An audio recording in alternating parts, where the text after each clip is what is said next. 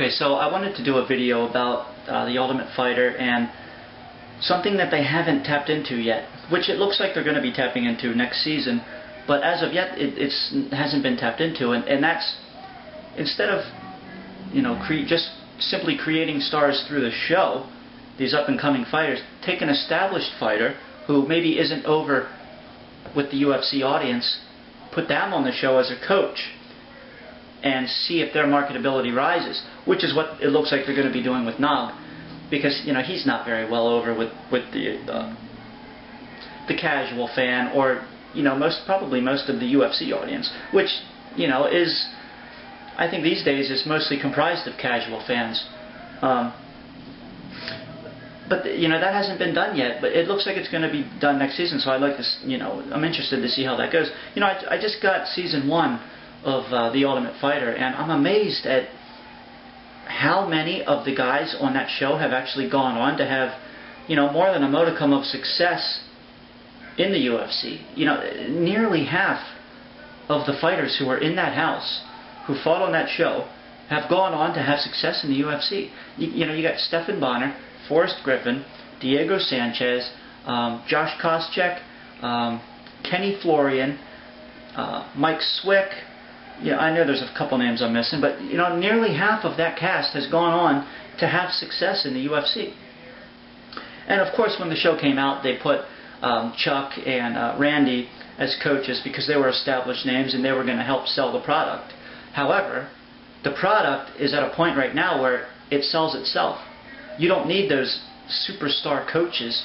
You can put an up-and-coming coach who maybe isn't at the level of marketability where he's going to get a title shot, because I think the new MMA analyst made a video about the light heavyweight division in the UFC, and he mentioned that I think he was talking about Lyoto Machida, and he mentioned that he's not going to get a title shot right now because he isn't what's going to make money for the UFC, and the UFC is about making money. They're not about putting on the best fights they can. Sure, they want to put on good fights, but they're looking for the money fights. They're looking for what's going to make them money, and they're not giving like Lyoto Machida a title shot because he's not going to make them money. And he's another story altogether. But the thing is, there's so many guys who are in the top 10 who should be looking at title shots soon, who aren't going to get them because they're not marketable. They're not going to make money. And putting someone like Nog in there, who's the champion, who I don't think casual fans know who he is. I work with a few casual fans, and I asked them, before making this, I wanted to sort of see if I was right in this or not. So I asked them who the heavyweight champion was, and none of them know.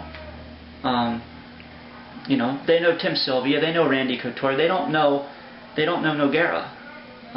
So it's going to be good to get him on the show, get his name out there, get his face out there, maybe show some of his personality, see if his marketability rises.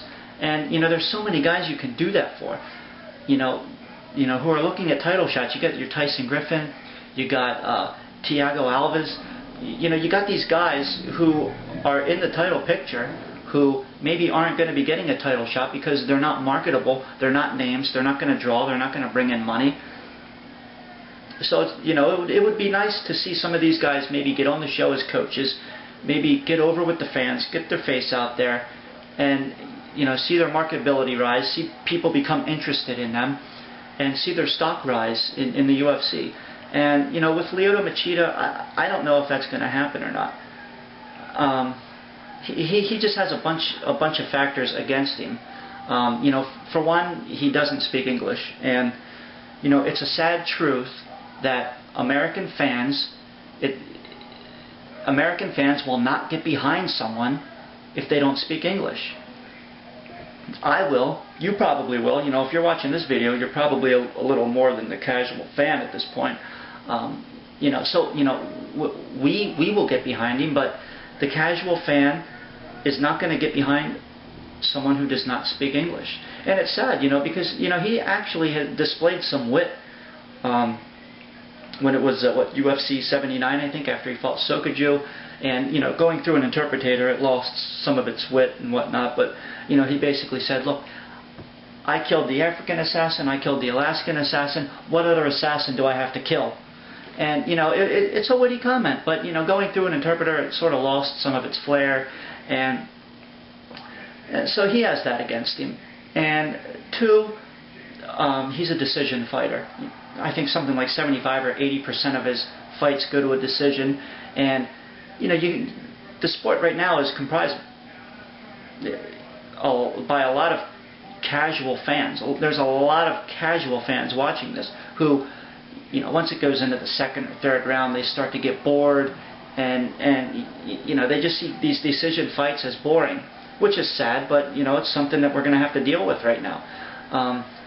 And he's viewed as running away, and it doesn't help. It doesn't help when you have people like Tito Ortiz, who clearly understand his elusive style. They clearly understand how he fights and what he's doing, and that he's not running. But you have these guys. Tito Ortiz did this. He goes on in interviews after the fight and he says, oh, I couldn't do anything. The guy was running. What are you here to? You here for a marathon, or are you here to fight? And it's not good when he says that. Machida, he just has so many whammies against him that I don't know. I don't see a title shot in his future. Not in his immediate future, anyway. But it would be nice to see the UFC bring in as coaches some of these sort of top-tier guys who are looking to get title shots, who might not be getting these title shots because of their name, because of not having a name or having an image or being over with the fans.